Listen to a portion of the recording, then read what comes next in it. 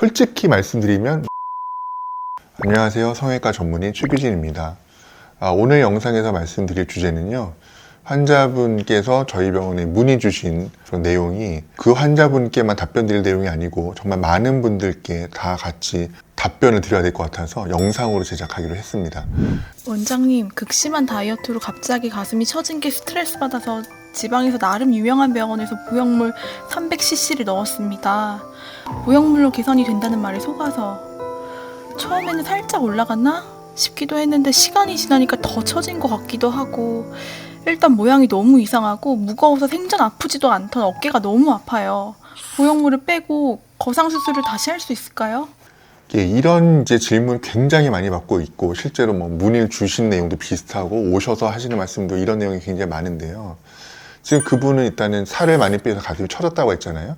그럼 그분이 성형외과를 방문했을 때 목적이 커지려고 가신 건 아니었을 거예요. 예전처럼 처지기 전에 예쁜 가슴이 됐으면 하는 바람이셨을 거고, 그러면서 좀 줄어들게 원하실 수도 있어요. 그 바람을 정확하게 이해하고 그거에 맞는 수술을 했느냐? 그렇지 않은 것 같아요. 가슴이 처져서 거상을 상담하러 가신 분들께 아직도 많은 병원이 확대를 권합니다. 그분이 마침 굉장히 커지기도 원했으면 확대도 필요한 게 맞습니다. 기본 전제는 거상이 돼야 됩니다. 거상 수술이 기본적으로 되면서 볼륨도 커지길 원했으면 보형물을 같이 쓰면 되는 것이고, 꼭 커지는 거 원하는 게 아니고 거상이 되길 원하거나 오히려 좀 작아지길 원하는 분들은 거상 수술을 하거나 거상 및 축소를 하면 되는 것인데, 거상 및 축소라는 과정이 전혀 이루어지지 않고 확대를 통해서 그걸 이루겠다고 목표를 세우는 게 그게 가장 키포인트, 잘못된 포인트거든요. 그럼 왜 그럴까? 솔직히 말씀드리면 많은 의사들이 거상 및 축소에 익숙하지 못합니다. 그래서 익숙한 수술로 해결을 하려고 합니다. 대부분의 성형외과 의사가 할 수 있는 확대 수술로 해결해 보려고 하는 거죠. 그런데 그 마음이 전혀 거짓은 아니에요. 왜냐하면 수년 전에 우리 학회 분위기가 보형물로 거상 효과가 어느 정도 된다고 자꾸 발표도 해오고 그런 이론을 펼쳤어요. 하지만 결과는 실패였죠. 그런데 아직도 보형물로 거상이 된다고 믿고 있는 의사들이 있으셔서 그런 상담을 해오고 그런 수술이 이루어지고 있거든요. 또 유륜을 열고 수직을 열고 밑주름을 필요하면 열고 이런 그 절개선이 길어지는 부담이 없이 겨드랑이로 넣는다든지 밑주름 넣는다든지 아니면 유륜을 조금만 열어가지고 보형물을 넣으면은 작은 절개 흉터로 윗가슴도 채워주면서 거상이 된다고 설명드리니까는 그거에 또 그냥 동의가 되셔서 수술을 그냥 동의하고 받으신 경우가 많아요. 근데 결과는 어떻죠? 유두는 아직도 밑에 있고 유두로부터 밑주름까지 길게 처져 있는 그 모습도 그대로고, 근데 보형물 들어도 위는 볼록해져 있고, 이걸 스누피 얼굴 가슴이라고 하거든요. 마치 위는 볼록한 요 위가 스누피 얼굴이고 길게 늘어져 있는 가슴이 스누피 입처럼 보인다고 해서 스누피 얼굴의 가슴이라고 하거든요. 그런 모습으로 되어 있는 거죠. 솔루션은 하나입니다. 보형물 제거하고 거상 및 축소를 제대로 다시 하는 거죠.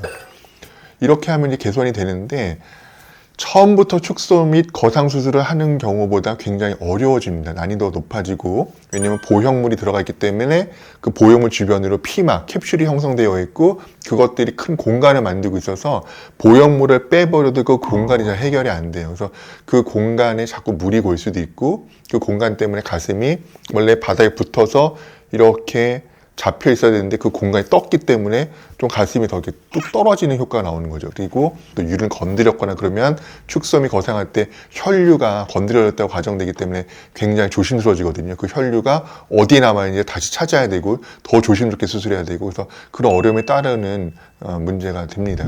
재수술을 하게 되면 비용이 많이 비싸질까요?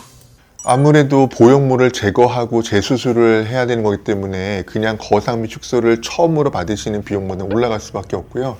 재수술 비용이 좀 더 추가될 수밖에 없죠. 내가 가지고 있는 보형물로 거상을 하고 다시 넣을 수 있을까요? 수술하면서 그 보형물 노출이 되거든요.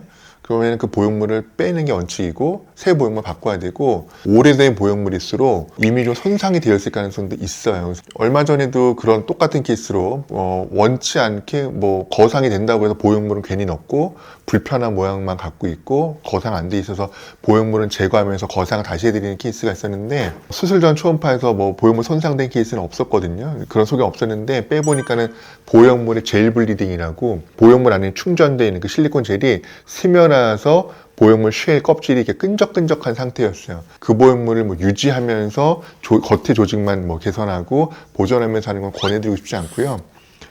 보형물이 노출된 걸 또 쓰는 건 어쨌든 감염의 위험성도 있어서 권해드리고 있지 않고 기존 보형물이 거상 수술 없이 보형물만으로 거상을 유도해 보겠다고 불편하게 큰 사이즈를 쓴 경우가 많거든요. 근데 거상이 제대로 이루어지면 위를 채우기 위한 보형물은 아주 작은 사이즈만으로 충분하거든요. 그리고 거상이 이루어진 상태에서 큰 보형물 유지하면은 이 가슴도 잘 유지가 안 되니까 도로 늘어나 버려서. 그래서 거상이 되어 있으면 보형물도 작은 게 맞는 거고 그거에 맞는 새 보형물로 쓰는 게 가장 유리하십니다. 원장님, 그러면 재수술 시기는 언제가 좋을까요? 거상을 하고 뭐 잘못됐는데 한 달 만에 와서 다시 해달라고 막 이러시면은 너무 이르고요. 그래도 한 6개월 정도 상처가 충분히 아문 다음에 재수술을 고려해 보시는 게 좋고 수술이 원치 않는 상태로 되어 있다 하더라도 뭐 금방 그렇게 급히 다시 바꾸러 오시는 분은 없거든요. 고민 끝에 오시는 분들이라서 보통 수술한 지 수년이 지난 상태에서 오시거든요. 그래서 상담을 하고 그렇게 막 더 오래 기다렸다가 해야 되는 케이스는 별로 없긴 해요.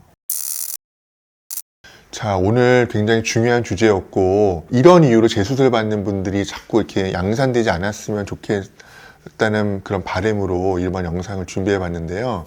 이미 그렇게 되어 있다 하더라도 개선이 될 수 있으니까 병원문을 두드리시고 상담을 좀 정확하게 받으실 수 있으면 좋겠습니다. 오늘 영상 잘 시청해 주셔서 감사합니다.